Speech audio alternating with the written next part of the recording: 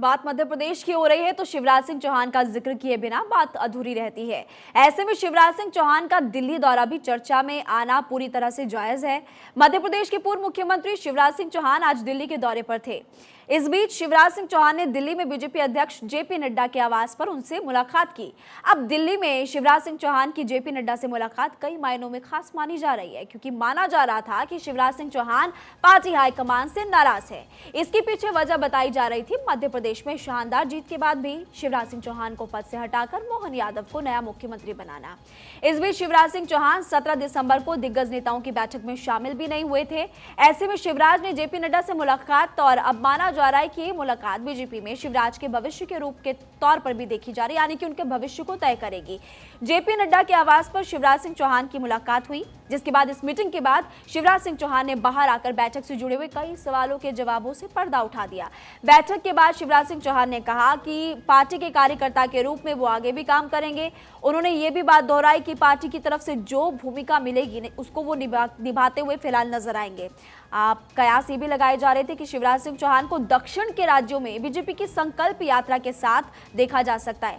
हालांकि शिवराज सिंह चौहान ने मीटिंग के बाद ये साफ खुलकर बात कह दी, और ये बात उनकी तरफ से नहीं कही गई कि उन्होंने दक्षिण के राज्यों की पूरी जिम्मेदारी मिल गई है और फिर नहीं।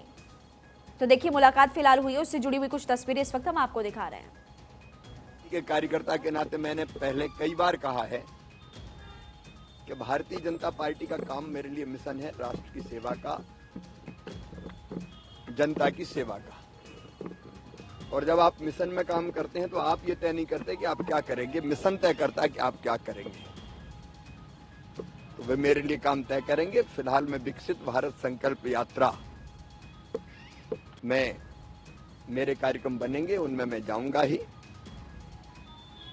और बाकी अध्यक्ष जी जैसा तय करेंगे, जिस भी भूमिका में वो रखेंगे। तो मैं कहां रहूं ये कभी नहीं सोचता।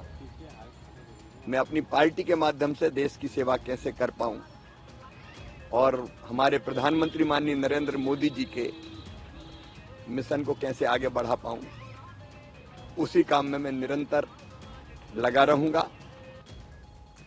आगे बढ़ते मध्य प्रदेश में पूर्व प्रधानमंत्री जवाहरलाल नेहरू की तस्वीर को लेकर सियासी पारा हाई हो गया है। इसको लेकर प्रदेश में सत्ताधारी पार्टी और विपक्ष के बीच कलह शुरू हो गई। कांग्रेस ने राज्य की बीजेपी सरकार पर आरोप लगाया कि इतिहास बदलने की कोशिश की जा रही है। विपक्ष ने आरोप लगाया कि बीजेपी ने देश के पहले प्रधानमंत्री का अपमान किया। उन्होंने चेतावनी देते हुए कहा कि विधानसभा में नेहरू जी की तस्वीर उसी जगह पर लगाई जाए जहां पर पहले लगी हुई थी, नहीं तो कांग्रेस के विधायक खुलकर सामने आएंगे और खुद वहीं पर तस्वीर लगाते हुए नजर आएंगे। दरअसल मध्य प्रदेश विधानसभा में साल 1996 से स्पीकर की सीट के एक साइड पर राष्ट्रपिता महात्मा गांधी की तस्वीर लगी हुई है, जबकि दूसरी तरफ पूर्व प्रधानमंत्री जवाहरलाल नेहरू की तस्वीर लगी हुई थी। का कल्चर ही हो गया है हर बात में विवाद पैदा करना। बाबा साहब अम्बेडकर संविधान की रचयिता हैं। जिस संविधान को उन्होंने बड़ी मेहनत लगन के साथ लिखा था, उसी संविधान पर आज पूरा देश चल रहा है, प्रदेश चल रहा है। ये बिल्कुल उचित नहीं है। देश के संविधान निर्माता बाबा साहब, देश के प्रथम राष्ट्रपति डॉक्टर राजेंद्र प्रसाद जी, प्रथम प्रधानमंत्री पंडित जवाहरलाल नेहरू जी ने इस देश को संविधान दिया है। मेरा मानना है कि उनके बीच में इस तरह के भाजपा जो षड्यंत्र कर रहा है वो बिल्कुल उचित नहीं है।